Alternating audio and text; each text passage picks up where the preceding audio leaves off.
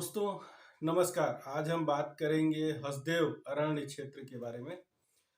चूंकि ये बहुत बड़ा मामला है और ये कोई नया नहीं है कि हसदेव के बारे में कोई नहीं जानता है, तो अभी इंटरनेशनल मुद्दा बना हुआ है। भारत के अलावा कई देश के लोग इधर रुचि ले रहे हैं और लोगों का ध्यान हसदेव के क्षेत्र में है। और उसका कारण है उस क्षेत्र में हो रहे खनन को लेकर के।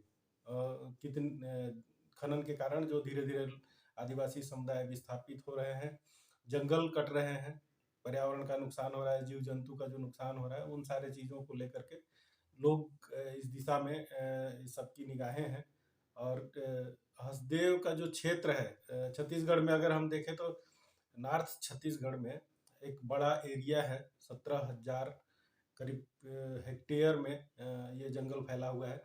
बीच से एक हसदेव नदी बही है, जो जिसे जीवनदायिनी बोल सकते हैं। हसदेव के लिए जीवन देने वाली नदी सिर्फ हसदेव जंगल के लिए ही जीवनदायिनी नहीं है, बल्कि उस एरिया में हसदेव के किनारे जो बसे किसान हैं उनके लिए भी वो जीवनदायिनी के रूप में काम करती है।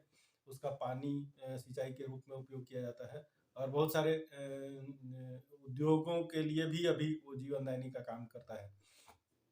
पानी के दोहन और जंगल पे हम चर्चा करेंगे। हमें लगा कि इस पे हमें भी थोड़ा बातचीत करना चाहिए, क्योंकि मैं बचपन से सरगुजा में रहा हूँ, वहीं पला बड़ा हूँ। तो एक अलग ही लगाव है हमारा जंगलों के साथ, क्योंकि हम जंगलों के बीच में रहे, पले बढ़े और वहाँ से ही निकल करके बाहर आए हैं। तो हमें जंगल और जंगलों के बारे में जितनी जानकारी है, और लगता है कि इन्वायरमेंट के हिसाब से, जो पर्यावरण के हिसाब से हम देखते हैं कि किस तरीके का असर पड़ता है, या जितनी जानकारी हमारे जीव जंतु के बारे में है, जंगल में जीव जंतु किस तरीके से रहते हैं और उनकी सुरक्षा कैसे जंगल से होती है, तो उन सब चीज़ों को ध्यान में रखते हुए अगर लोग प्रयासरत हैं। हसदेव सरगुजा, सूरजपुर और कोरबा के बीच का एक बड़ा सा हिस्सा है, जो 17,000 हेक्टेयर एरिया में फैला हुआ है। और यहाँ पे बहुत सारे जो जीव जंतु हैं, यहाँ हम बचपन से देखते आए हैं कि इस क्षेत्र के जो आदिवासी हैं उनका आजीविका का एक बड़ा स्रोत रहा है वन। और वनों से ही वनोपज का संकलन करके बहुत सारी चीज़ें, तो जो अनकल्टिवेटेड फूड है, जंगली कंदमूल, जड़ी बूटी और कंदमूल, साग भाजी बहुत सारे हैं जिनको खा करके लोग जीवन यापन करते हैं। तो एक बड़ा आजीविका का स्रोत है वन, जहाँ से इनके लिए रिसोर्सेज मिलते हैं आजीविका के। और अगर धीरे धीरे खनन के लिए, चूँकि छत्तीसगढ़ का एक जो नॉर्थ वाला एरिया है, जो सरगुजा को जसपुर हो या कोरिया हो, सूरजपुर हो, बलरामपुर हो, इस एरिया में जंगलों के अंदर में खनिज संपदा तो है ही। ये सभी लोग जानते हैं कि उसके अंदर में खनिज संपदा है। और वो धीरे धीरे अगर दोहन होता गया और जंगल की कटाई होती गई, तो लोग तो विस्थापित होंगे ही, धीरे धीरे जंगल भी समाप्त हो जाएगा। और इसका परिणाम देखने के लिए अभी भी मिल सकता है कि पहले का जो टेम्परेचर सरगुजा का था या सरगुजा के गाँव का था, वो आज टेम्परेचर वहाँ का नहीं है। तापमान वहाँ में बदलाव हुआ है, मौसम में जलवायु परिवर्तन हुआ है और गर्मी बढ़ी है। कारण उसका एक ही है कि वहाँ के जंगलों की अंधाधुंध कटाई हुई है, चाहे विकास के नाम पे हुआ हो या अन्य माध्यमों से अन्य कामों के लिए हुआ हो, खनिज संपदा के दोहन के लिए हुआ हो, या दूसरे कंक्रीट का जाल भी फैला है। तो उसका परिणाम दिख भी रहा है कि वहाँ पे गर्मी बहुत सारा बढ़ा है।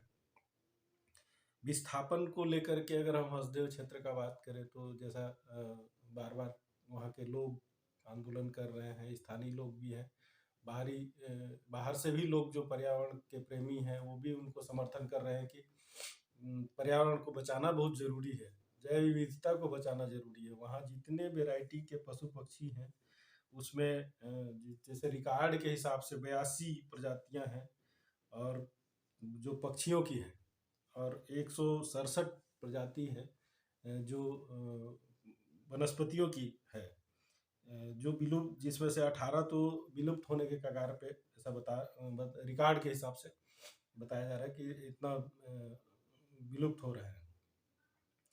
और वहाँ पे उस एरिया में ज़्यादातर जो ट्राइब्स हैं उसमें उरांव हैं, गोंड हैं और अन्य जातियाँ जनजातियाँ हैं जो निवासरत हैं, जंगलों के बीच में भी हैं, जंगलों के किनारे किनारे बसे हुए हैं और उनकी आजीविका उस पे बहुत सारी डिपेंडेंट है। इसमें देखें तो बहुत सारा इस एरिया में धीरे धीरे जो अगर शुरू से देखेंगे तो बहुत सारे कोल माइंस इसमें खुले हैं, माइंस ही ज़्यादा खुले हैं। कुछ एरिया में मेन पार्ट अगर उस एरिया का देखें तो बॉक्साइट वगैरह खुला है, बट हसदेव एरिया के क्षेत्र का अगर हम बात करें तो वहाँ पे ज़्यादातर माइंस ही कोल माइंस ही खुला है या कोल वासरी खुले हुए हैं और उनके कारण जो पर्यावरण का नुकसान हुआ है, वन्य जीवों का जो नुकसान हो रहा है, जंगलों की जो कटाई हो रही है या जंगलों का जो नुकसान हो रहा है, वो आने वाले पीढ़ी के लिए, आने वाले समय के लिए या वर्तमान पीढ़ी के लिए भी बहुत नुकसानदायक है। अगर नेचर के बीच में, नेचर ही हमें ऑक्सीजन देता है, तो सब कोई जानता है, इसे बताने की जरूरत नहीं है कि नेचर क्या हमारे जीवन में क्या महत्व है, पानी का हमारे जीवन में क्या महत्व है, जीव जंतुओं के लिए जंगल और पानी का क्या महत्व है। तो वो अगर इसे बचा के नहीं रखा जाता है तो आने वाला समय कैसा होगा, ये कल्पना किया जा सकता है और सोचा जा सकता है कि किस तरीके का स्थिति निर्मित होगा। कभी एक समय था, या आज भी लोग छत्तीसगढ़ में रायपुर या अन्य क्षेत्रों के लोग मैन पार्ट या आसपास के क्षेत्रों में घूमने के लिए जाते हैं, क्योंकि लोग बोलते हैं उधर वो छत्तीसगढ़ का शिमला है और ठंड अच्छी पड़ती है। हम वहाँ पे रहे हैं तो हमें भी इन्वायरमेंट का पता है कि वहाँ पे ठंड काफ़ी अच्छी पड़ती है और यहाँ गर्मी बहुत ज़्यादा है। तो गर्मी से निजात पाने के लिए लोग उधर जाते हैं, कितने दिन एसी में बैठ करके अपना आजीविका।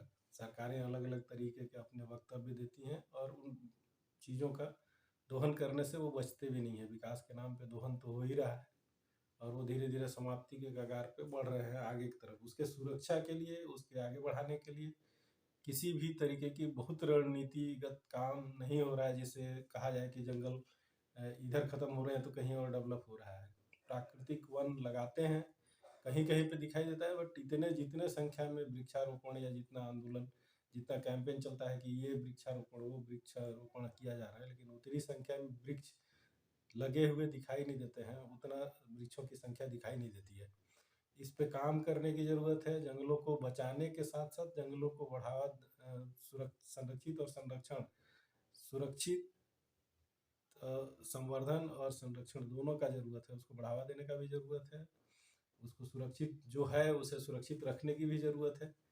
और अगर ऐसा नहीं करते हैं तो हमारे लिए जंगल कटने से फिर पानी के स्रोतों पे भी असर पड़ेगा, जो धीरे धीरे खत्म हो जाएगा।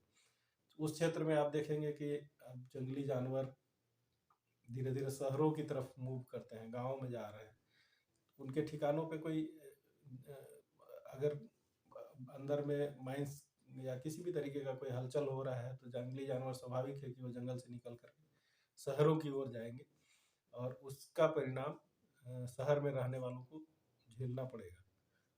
और ये चीज़ अब देखने के लिए मिलता भी है कि बीच बीच में अक्सर सुनने के लिए मिलता है कि अंबिकापुर के शहर के अंदर में हाथी आ गए, किसी गांव में पहुंच गए।